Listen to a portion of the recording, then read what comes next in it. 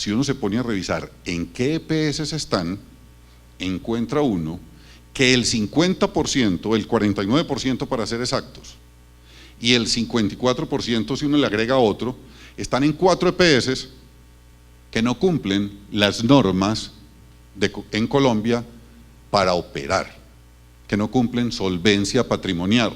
Es decir, uno podría decir, es que están quebradas, si quieren llamar a esa palabra, pero por lo menos decir, no cumplen con las normas y se supone que no deberían operar. ¿Sí? Entonces estamos en un riesgo grandísimo en Colombia y especialmente en Antioquia, las clínicas y hospitales para seguir operando. Si uno le suma eso, con temas que a mí me tienen bastante incómodo, por decirlo menos, con lo que ha pasado ahora con el tema de la venta de Café Salud. Recuerden que el gobierno nacional lo que hizo fue intervenir Saludcop. Primero, la operó durante 2 años, pero el hueco de Saludcop era así. Y cuando le entregó el gobierno, después de que dijo ya no podemos más en el proceso de intervención, sino que la vamos a liquidar, el hueco era así. Y no estoy diciendo mentiras, ahí están las cifras, efectivamente. Y las cifras las sacamos de la información que tenemos consolidada en las clínicas y hospitales de Antioquia. ¿Cuánto nos debían al principio de la intervención? ¿Cuánto nos debían al final?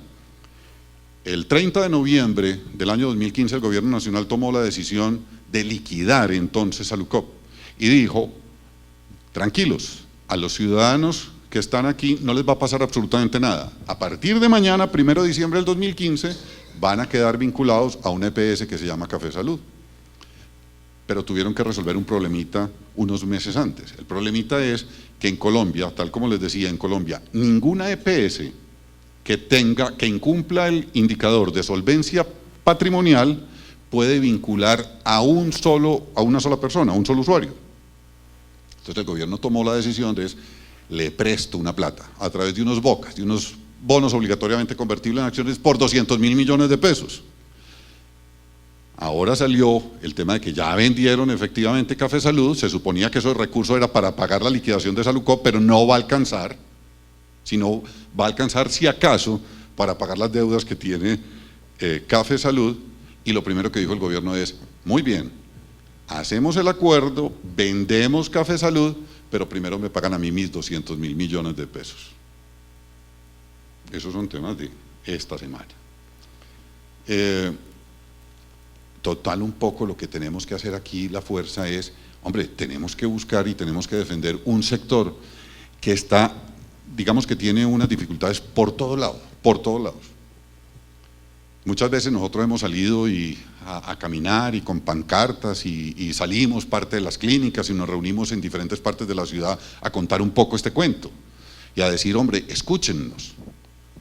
Pero lo que tenemos claro es que no podemos cerrar. Aquí aparentemente se supone que los paros es de la única manera que se le paran a uno bolas.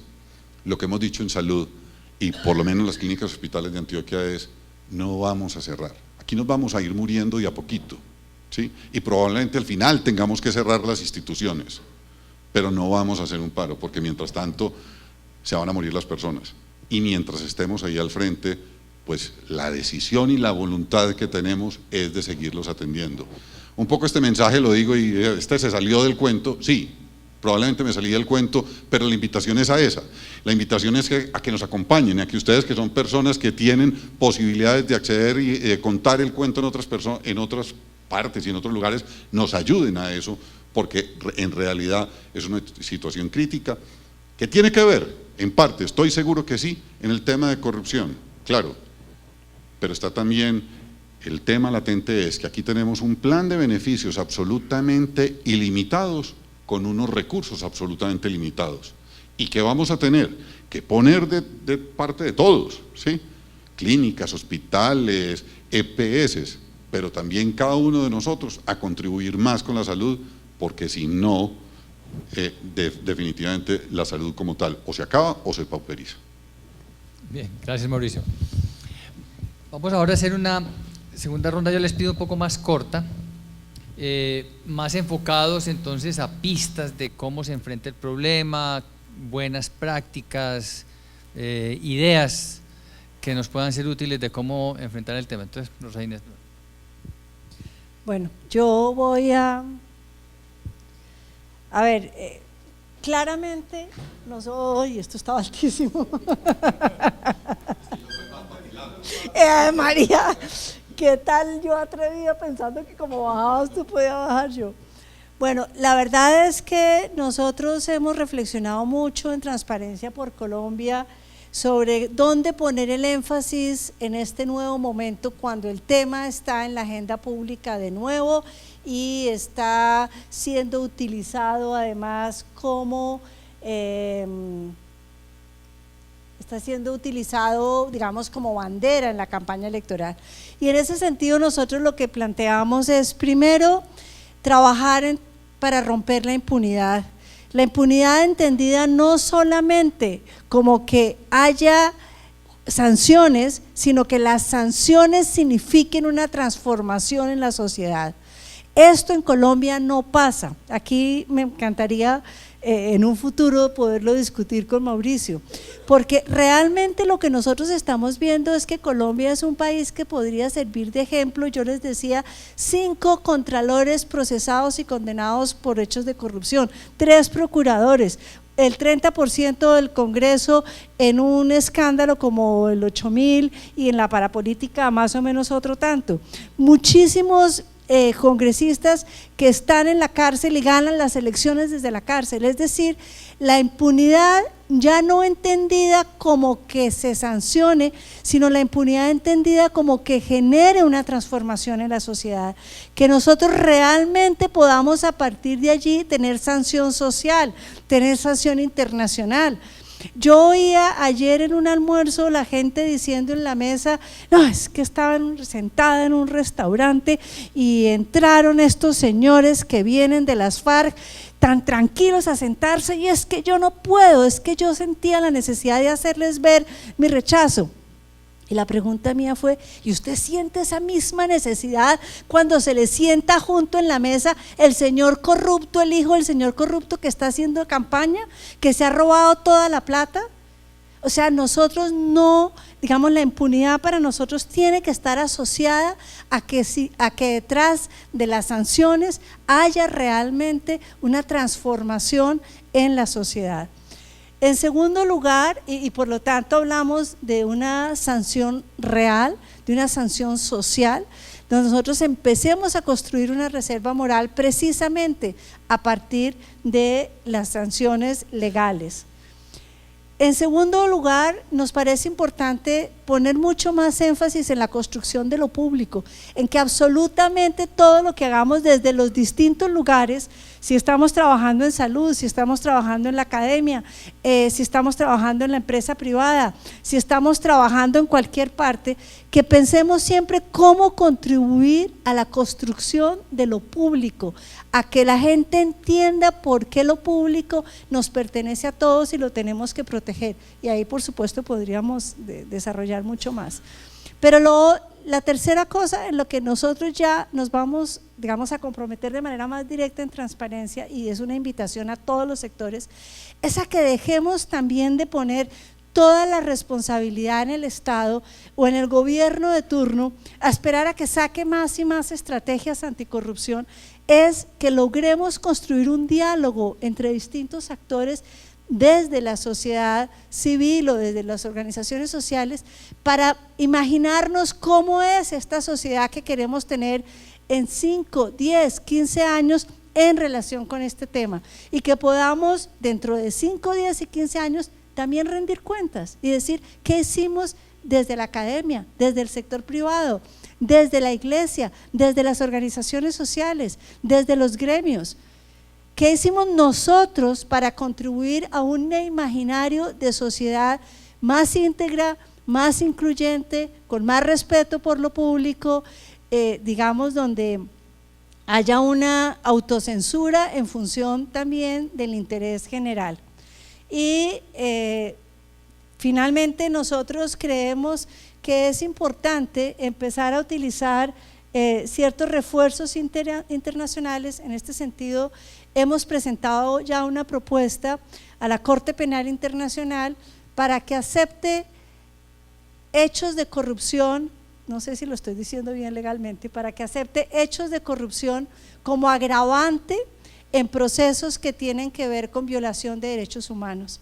Es muy, o sea, se discutió mucho si queríamos una corte penal anticorrupción y llegamos a la conclusión de que eso no tiene sentido, porque realmente lo importante es mostrar cómo la corrupción, cuando está asociada a la violación de cualquier derecho fundamental, debería ser un agravante tenido en cuenta.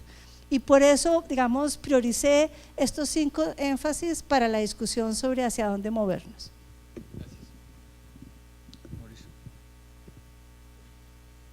¿Cuál es la solución? Sí. Claras y concretas. No, no, la solución siempre es muy difícil, entre otras cosas porque es que es como cuando vos haces un pastel, que necesitas muchos ingredientes juntos, temperatura, huevos, harina, bueno, sabes más de eso que yo, agua. Si a uno le falta un ingrediente, si le falta la temperatura, pues el pastel colapsa. Entonces, digamos, lo primero que hay que entender es que aquí no hay una varita mágica, no hay pues la solución ideal, sino que son muchas cosas juntas las que se necesita poner en coordinación para que la cosa funcione. Pero yo vuelvo un poco a lo de este libro, del orden de la libertad.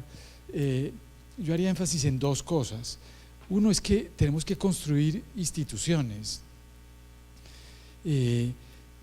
Yo creo que mientras no logremos institucionalizar el país en las periferias, y no solamente hay periferias en el Amazonas y en el Putumayo, sino aquí mismo en Medellín, hay zonas periféricas en donde no manda el Estado, en donde el Estado es incapaz de gobernar, y eso no solamente en Colombia, en muchos otros países de América Latina. Entonces, construir instituciones eficientes e instituciones que sean objeto de una percepción de legitimidad por parte de los ciudadanos, eso es algo fundamental, y en eso falta muchísimo porque llevamos, por decirlo menos, 2 siglos de retraso.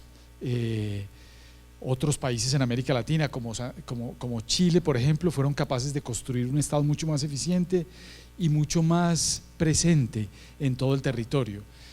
Países como Brasil, que se ahorraron se ahorraron las guerras civiles del siglo XIX, porque tuvieron 2 reyes, 2 monarcas en el siglo XIX que construyeron un Estado relativamente fuerte.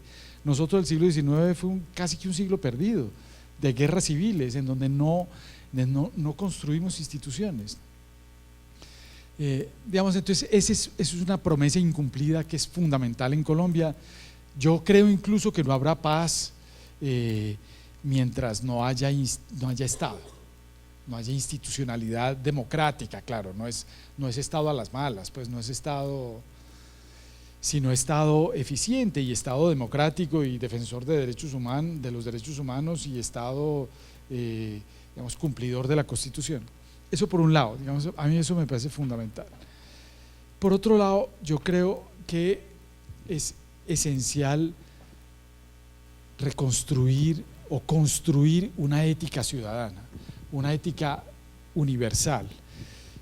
Digamos, uno oye sobre todo entre las personas mayores, y sobre todo en la derecha y en la gente muy conservadora, que esta idea de que el gran problema de la sociedad es que se perdieron los valores. Y yo creo que esa es otra de las verdades a medias. Sí, ya, digamos, los valores que cohesionaban la sociedad tradicional anterior se han perdido en buena parte. Yo creo que se exagera un poco en que eran muy fuertes antes. Antes también había muchos problemas, en fin, pero es verdad que muchos de esos valores se han perdido. Lo que no podemos hacer es pretender que la sociedad actual se rija exclusivamente por esos valores tradicionales, por muchas razones, porque esta es una sociedad más pluralista, tiene que ser una sociedad más tolerante. Antes la visión del mundo era mucho más homogénea, mucho más vertical, en donde unas personas, la Iglesia Católica y unos obispos determinaban qué era lo bueno y lo malo y todo el mundo seguía. Hoy en día, pues no solamente está la Iglesia Católica, sino que están otras iglesias y están otras maneras de ver el mundo, y tiene que haber unos valores adaptados a esa sociedad mucho más heterogénea, mucho más diversa, mucho más pluralista, en donde tenemos que construir una moral. Lo que sí es cierto de esa, digamos, de esa crítica inicial de los conservadores es que vivimos en una sociedad sin valores, y eso es realmente muy grave. Una sociedad en donde todo se vende y se compra, en donde las personas están dispuestas a atropellar a los demás simplemente para obtener beneficio personal. Eso es muy grave. Entonces yo sí creo que hay que construir valores, y esos valores, a mi juicio, tienen que ser valores universales de respeto y de tolerancia, fundados en la dignidad humana, y no valores sectarios de grupos. Porque uno de los grandes problemas que tenemos, yo creo, en Colombia, y este libro tiene varios capítulos sobre eso, es el grupismo, es esta idea del grupismo, que tenemos entonces morales muy circunscritas al grupismo. Entonces, yo me comporto de manera moral, de manera ética, en relación con los de mi grupo, pero cuando me salgo de mi grupo, ahí sí a esos otros los menosprecio, los desprecio y estoy dispuesto a atropellarlos. No, tenemos que construir una moral que no sea una moral de grupos, sino una moral fundada en la dignidad que la tienen todas las personas, independientemente del grupo al que pertenezcan. Y en esto yo siempre he seguido un poco las enseñanzas de mi padre, que tenía una aversión muy fuerte contra esa idea de que los valores y el respeto dependían mucho del grupo al cual uno pertenecía. Y yo creo que eso hay que superarlo, sin condenar la pertenencia a los grupos. Los grupos es importante que existan y son fundamentales en la sociedad, pero uno no puede hacer depender el comportamiento ético de si las personas están dentro del grupo o por fuera del grupo al que uno pertenece. Mauricio, hay un tema que me gustaría que tocaras. Ustedes enfrentan, y tú como director, un tema muy crítico en la sociedad, que es la ética médica, sobre la cual hay pues tremendas discusiones todo el tiempo. Cuéntanos algo de cómo funcionaba ahí, porque sé que ustedes tienen alguna experiencia interesante.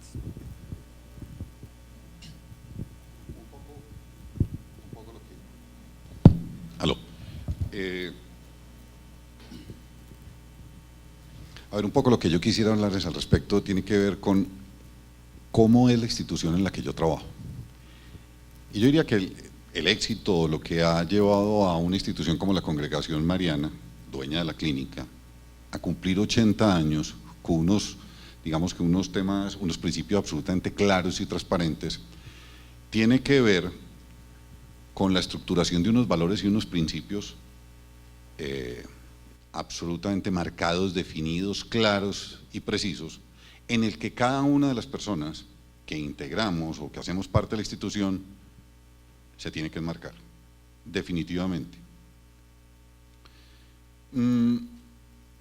Y eso se llama en últimas gobierno corporativo. Y ese gobierno corporativo que tiene la institución, digamos que es muy diferente a cómo se maneja en una empresa del común.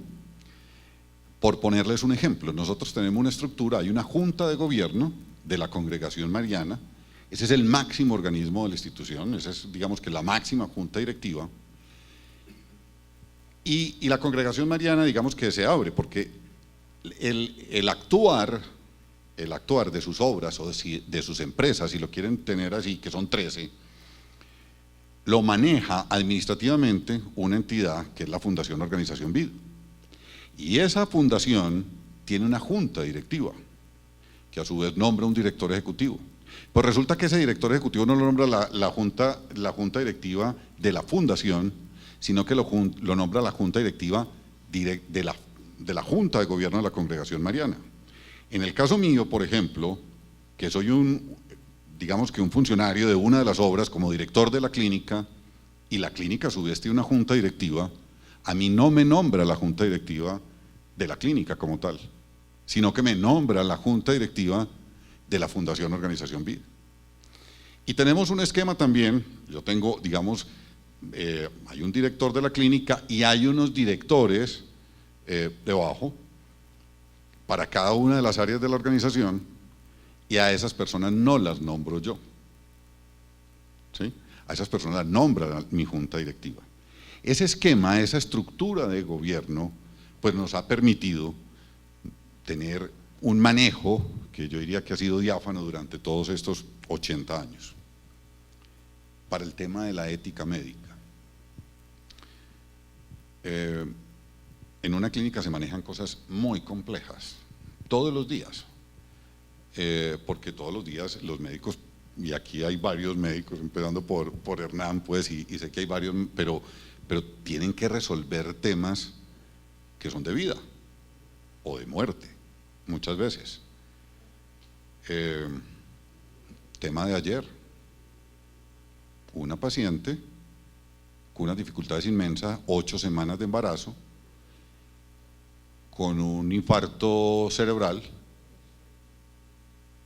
Usted tiene que decir quién vive. ¿Y eso quién lo hace? Nosotros tenemos, efectivamente, hay un comité de ética en la institución que no solamente es integrado por nosotros, sino que tenemos personal, expertos, bioéticos allá que nos acompañan, y que ese tipo de decisiones se tienen que llevar y se tienen que compartir. No obstante ser una institución de iglesia, que lo somos, ¿sí? Sin ser una institución, pues, porque vale la pena, la Congregación Mariana no es una obra de los jesuitas, es una obra de laicos que sigue digamos que la espiritualidad ignaciana como tal. Pero ese tipo de decisiones se tienen que tomar y se tienen que tomar a diario en la clínica. Un poco lo que tenemos que hacer es, ponemos de presente siempre cuáles son los principios, cuáles son los valores de esta institución, y ese tiene que ser el obrar efectivamente también del Comité de Ética Médica todos los días. Un poco esa es la experiencia. Qué bien. No.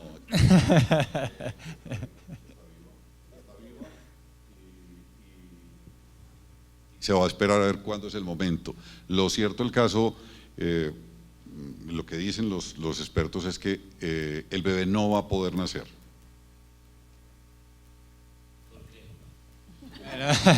Yo les propongo porque primero se moriría la madre. No. Ese Pues, es el dilema es el tema que del tienen punto que de todos los partida. días y que se van O sea, si evolucionando. fuera así no habría dilema, ¿no? Claro. Abramos un poco la conversación. La idea es, pues, como siempre, escuchar algunas preguntas, algunos comentarios. Y bueno, la idea es que normalmente nos vamos aquí como hasta las 1:30, así que por favor.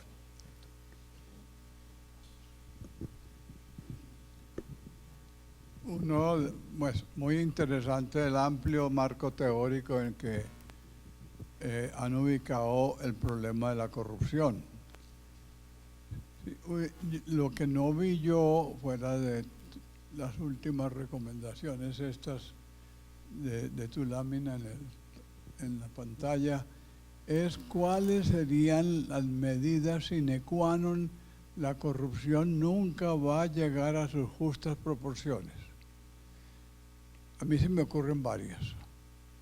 Por ejemplo, eliminar totalmente los dineros privados de las campañas políticas, que sea una sanción que de cárcel financiar a un político, por lo cual las campañas tendrían que ser no en base a publicidad, sino en base a información regulada por el Estado en los medios de comunicación, con una cuota para cada participante o partido. Segunda, considerar como delito el traslado de dineros de colombianos a paraísos fiscales. Tercera, quitarle la vida civil a cualquier persona que sea comprobada en una corrupción. No puede volver a tener un cargo público. Cuarta, la corrupción da cárcel y se elimina en Colombia la casa por cárcel, que es el refugio de todos estos corruptos que pasan felices en su casa y no tienen que pagar nada, les queda todo lo que se roban. Entonces uno dice, si esas 4 o 5 medidas se pudieran aplicar en Colombia, me parece que tendríamos la frase de Turbay, dejémosla en las justas proporciones, si es que no la eliminamos más allá de las justas proporciones. ¿Puedo decir una cosita chiquitica? Recojo, por supuesto, sus sugerencias, tenemos que sumar absolutamente todo, pero solamente un comentario, y es que no deberíamos seguir planteando que hay que llevar la corrupción a sus justas proporciones. La corrupción es un delito y lo que nos ha matado es tratar de saber cuál es la justa proporción. Hay expresidentes de la República que salen a marchar en contra de la corrupción, con lo cual yo interpreto que ellos consideran que ya encontraron la justa proporción. Entonces yo sí invitaría a que claramente no aceptemos la corrupción, porque es un delito que afecta a la mayoría de los colombianos y no queremos llevar ni los asesinatos a la justa proporción, ni ningún otro delito que afecte a la mayoría a la justa proporción. Es solamente como una invitación a que reflexionemos que quién define cuál es la justa proporción. Okay. Buenas noches. A ver, yo quiero plantear varios temas o interrogantes aquí con relación a lo que ustedes nos han propuesto. Y es, primero que todo, ¿cuáles son los casos puntuales y específicos en los que se da la corrupción? Pues lógicamente todos sabemos que es la corrupción, pero hay casos que son más graves, otros que son menos graves. ¿Y cómo vamos a hacer para que los políticos y el gobierno colombiano no sigan fomentando la corrupción? Porque es que estamos en una situación de que estamos creyendo que prácticamente el gobierno nos está robando a todos la platica. Por ejemplo, pongamos el caso, la reforma tributaria. Que era que Colombia la necesitaba pero para beneficiar tal vez la guerrilla, porque es que el gobierno no va a tener con qué poder hacer todos los recursos para poder hacer lo que quiere hacer con la guerrilla. Pues no me estoy metiendo en temas que no tienen que ver, pero que sí tienen relación con la corrupción. La doctora Rosa decía ahora que en la medida que haya mayor nivel de educación, hay menos corrupción. Como decía el doctor gerente de la congregación de la clínica cardiovascular, de que somos 48 millones de colombianos. Esos 48 millones, ¿cuántos tenemos educación y cuántos no tienen educación? Pero al hablar de educación no refiero que tengan un grado, un pregrado, un posgrado, una maestría, no, educación en términos generales. Que seamos capaces de analizar las situaciones y los momentos que estamos viviendo en Colombia y saber darles un sentido diferente. Ahora, otra cosa que a mí me plantea aquí es qué significado tiene para cada uno de nosotros el dinero. Porque es que el dinero es muy bueno y nos hace mucha falta a todos para vivir, pero desafortunadamente el dinero daña mucho a la gente. Y en la medida que no tengamos claro qué es el dinero y qué significa el dinero para cada uno, todos vamos a caer en corrupción, porque donde veamos una posibilidad de ganar unos pesitos, ahí mismo le echamos mano. Y yo no digo que todos aquí ninguno pueda decir que es corrupto o no es corrupto, no estoy juzgando a nadie, pero sí la ambición que por lo general tenemos todos los seres humanos, como decía el señor Rubén, de que es que la corrupción es inherente al ser humano. Eso siempre lo cuestiona uno mucho, porque a ver, ese sentido de que yo quiero tumbar al otro en un negocio, ahí me estoy corrompiendo yo. De que yo quiero sacar partido y ganancia de algo que estoy haciendo con el otro. ¿Cuál es el beneficio que tenemos de confianza con relación a la gente y con relación a la relación humanas que debemos vía a los derechos humanos, al derecho internacional humanitario. Entonces yo pienso que todo esto nos hace pensar una serie de aspectos y de cosas que tenemos que tener muy claros. Lo mismo que lo que decía el doctor Mauricio sobre la ética. Cuando hay corrupción, no hay ética ni hay moral. Porque a mí me interesa más es tumbar al otro y sacarle partido y que me entre platica a mí al bolsillo que la ética y la moral, eso no interesa ahí.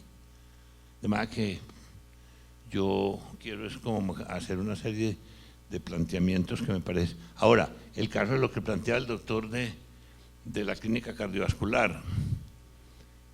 Esta Cabezalud se la vendieron a Prestasalud, me parece que es como se llama la empresa, Prestasalud. ¿Habrá corrupción ahí o no? ¿Por qué? Porque seguramente los de Prestasalud que van a comprar, a ver, ¿y yo cómo voy ahí? ¿Y yo qué voy a ganar ahí? No es ahí comprar la empresa por comprarla. Como pasó lo mismo que pasó con Reficar en Cartagena, que hubo un desfalco de más de 4.000 millones de dólares. Entonces, hay una cantidad de cosas pues que realmente nos hacen a nosotros pensar mucho. Muchas gracias.